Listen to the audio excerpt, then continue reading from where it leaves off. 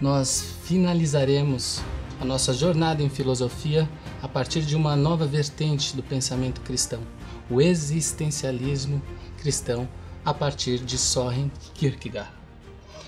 Søren Kierkegaard, filósofo, teólogo dinamarquês, ele não se definia nem como teólogo, nem como filósofo, mas como um poeta, é certamente uma figura paradoxal no pensamento cristão.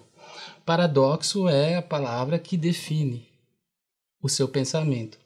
Ele apresenta praticamente um cristianismo anticristão e tem uma percepção particular da fé, demonstrada na sua abordagem existencial do cristianismo.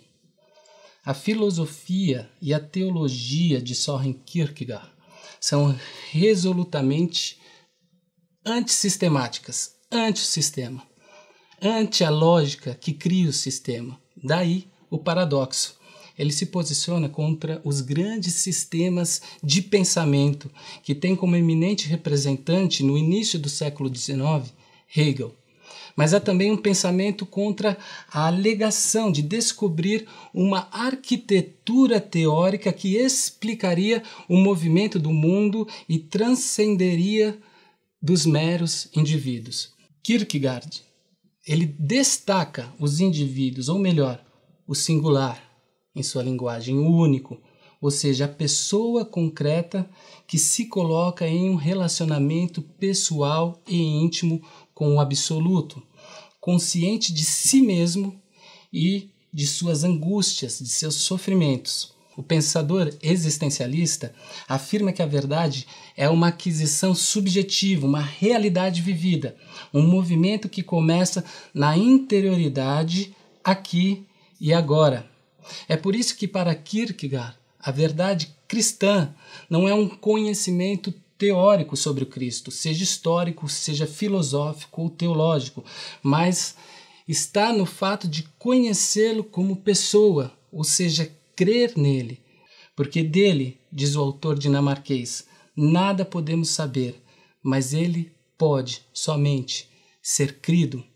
Conhecer não é saber para Kierkegaard, mas crer. É por isso que ele não parte de uma metanarrativa da história cristã para falar sobre Cristo, mas parte da existência.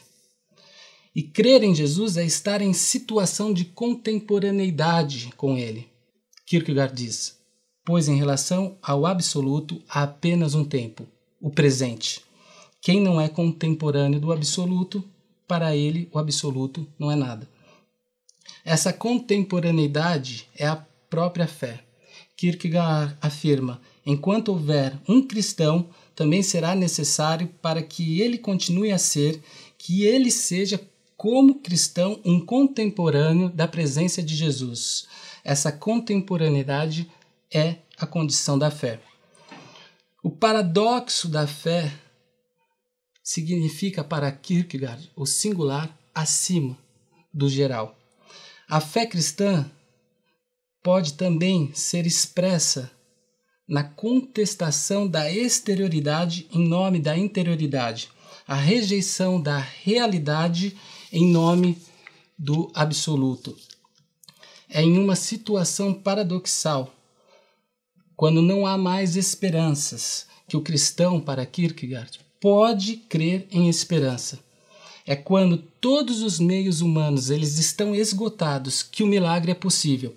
E a esperança, a crença no milagre contra todas as evidências é precisamente para Kierkegaard a fé. Quando a fé é definida como a contestação da exterioridade em nome da interioridade, significa que o singular, o indivíduo, afirma-se superior ao geral representado pela realidade, e ele coloca a sua existência nesse absurdo da fé. A Rádio Transmundial é um veículo de comunicação presente em 80% do planeta e que tem como objetivo levar as boas novas do Evangelho aos que não a conhecem, bem como dar crescimento e maturidade cristã àqueles que desejam servir a Deus de forma integral. Mais informações em www.transmundial.org.br. Transmundial, para todo mundo ouvir. A Faculdade Teológica Batista de São Paulo tem a satisfação de receber você para entrar em sintonia com a nossa ministração bíblica, ministerial e abençoadora, que vai fazer diferença em termos de educação teológica para a nossa vida. Fique em sintonia conosco, aprofundando-se na palavra de Deus.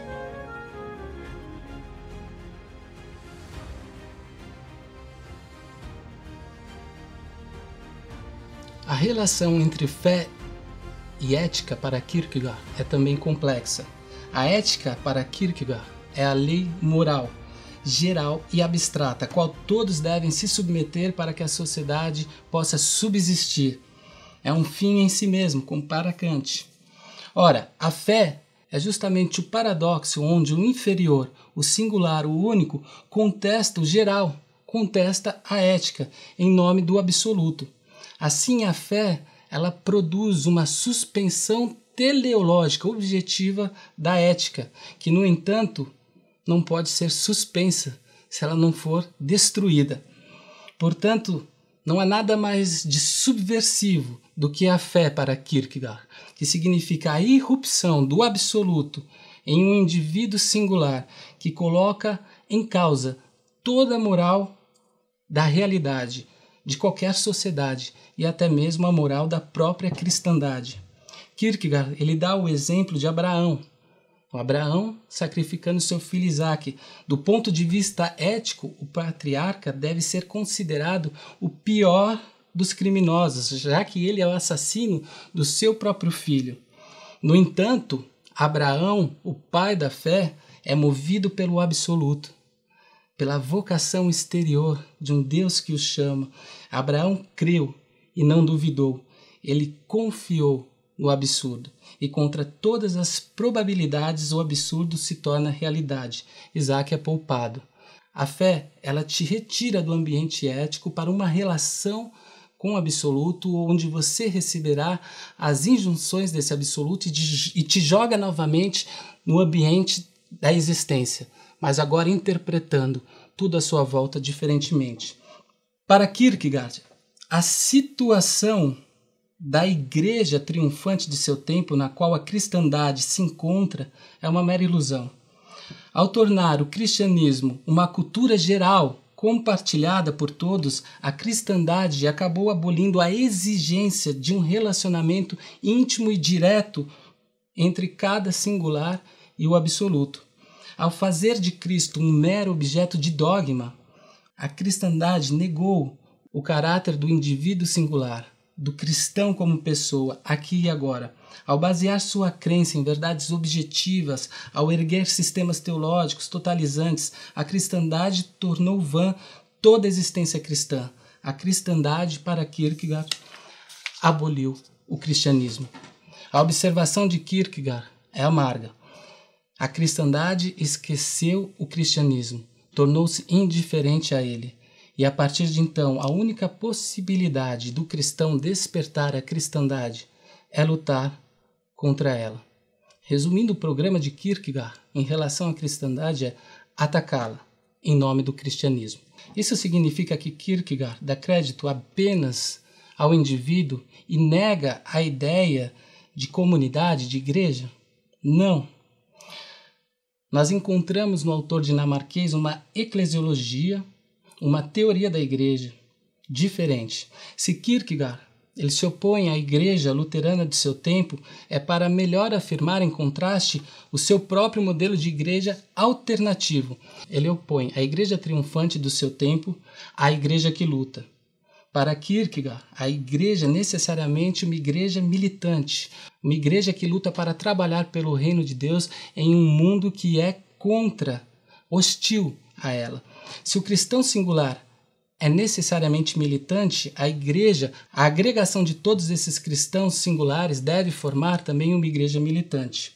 O pensamento de Kierkegaard torna possível romper o debate que anima o cristianismo desde o final do século XVIII, a saber, a oposição entre ortodoxia teológica e liberalismo teológico.